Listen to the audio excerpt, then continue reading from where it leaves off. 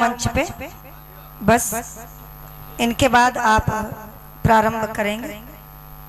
शेष जो समय है वो आपका और पब्लिक का है। हाँ 12 बजा लो आपकी इच्छा है। ओम ओम। एक बार हम सब मिलकर के सामूहिक तौर पर विश्वानी देव मंत्र का उच्चारण करें। ओम विश्वानी देव सवितर्दुरिता निपरासुव यद्भद्रन्तन्न आसुव।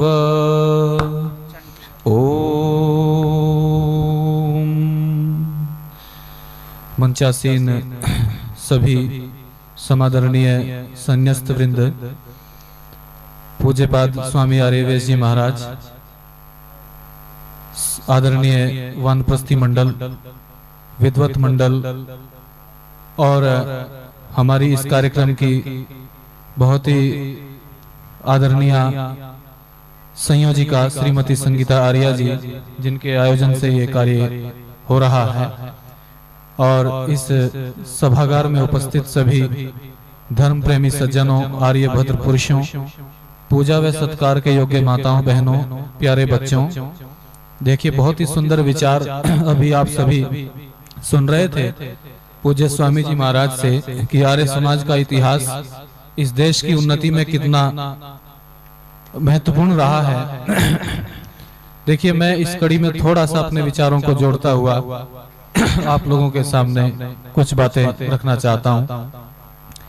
देखिए आदरणीय बंधुओं, संसार में जितने मत मतांतर प्रचलित हैं, उन सब मत मतांतरों में और वैदिक धर्म के मान्यता में सबसे बड़ा अंतर क्या है? वे मत हैं, वे धर्म नहीं हैं। जैसे प्रायः ये कहा जाता है कि मेरा धर्म इस्लाम है, मेरा धर्म ईसाई है, मैं हिंदू हूँ, मैं जैन हूँ, मैं बौद्ध हूँ। ये सब बेकार की फिजूल की बातें हैं। वे धर्म की श्रेणी में नहीं आते। धर्म एक ही होता है। धर्म के लिए बहुवचन शब्द का बहुवचन नहीं हुआ करता। धर्म किसको कहते हैं? धर्म कहते हैं धारयति इति धर्म है, जिसको आत्मा में धारण किया जा सके, जो धारण करने की वस्तु है, उसका नाम धर्म होता है। तो देखो जितने मत मतांतर हैं, उन सब मत मतांतरों में ईश्वर की सत्ता को बिना जाने ही माना जाता है। वहां ईश्वर की सत्ता को जानने की आवश्यकता नहीं होती है, न ही वे जानते हैं, केवल बिना जाने ही उसे मानते मात्र हैं। लेकिन ये विशेषता हम वैदिक धर्मियों को प्राप्त है कि हम ईश्वर की सत्ता को, ईश्वर के अस्तित्व को ठीक ठीक जानते हैं और ठीक ठीक जानने के पश्चात उसकी उपासना करते हैं। आप सभी बड़े सौभाग्यशाली हैं कि आप लोगों को ये महर्षि दयानंद का एक ये मंच आप लोगों को मिला, और ये संसार का ऐसा अकेला मंच है जहाँ से केवल सत्य ही की उद्घोषणा की जाती है और कोई किसी बात की उद्घोषणा नहीं की जाती। देखो परमात्मा को जानने का अभिप्राय क्या है? परमात्मा के गुणों पर विचार करना होगा। जैसे परमात्मा का एक गुण है सर्वशक्तिमान। सर्वशक्तिमान का अभिप्राय क्या है? सर्वशक्तिमान का अर्थ होता है कि जो अपने काम करने में किसी प्रकार की किसी की सहायता नहीं लेता, इस कारण से परमात्मा को सर्वशक्तिमान कहते हैं।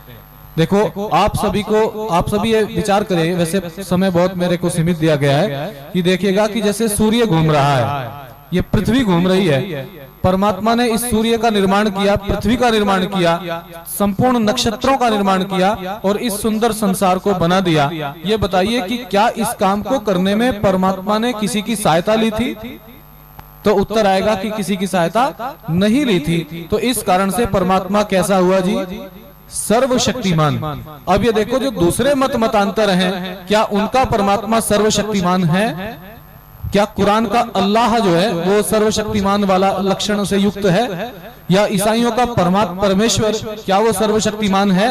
तो इन बातों पर विवेचना करने से ये स्पष्ट हो रहा है कि वे पुस्तकें अर्थात जो इस्लाम की धर्म पुस्तक है, ईसाई मत की पुस्तक है, वे परमेश्वर की पुस्तक नहीं हो सकती। वे तो किसी मनुष्य मात्र की लिखी हुई है, और बल्कि उनको पढ़ने से ऐसा विदित होता है कि वे तो किसी विद्वान की लिखी हुई भी नहीं प्रतीत होती। वे तो किसी ऐसे व्यक्ति ने लिखी जो विद्या से कोसों दूर था।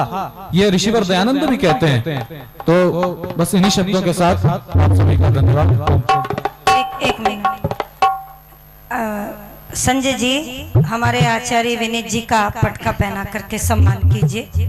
हमारे उभरते हुए युवा आचार्य हैं, युवाओं को हमें आगे लेकर के आना चाहिए। और गांव वजीरपुर से श्री स्वराज सिंह जी वो भी मंच की ओर आएंगे, उनका भी सम्मान है।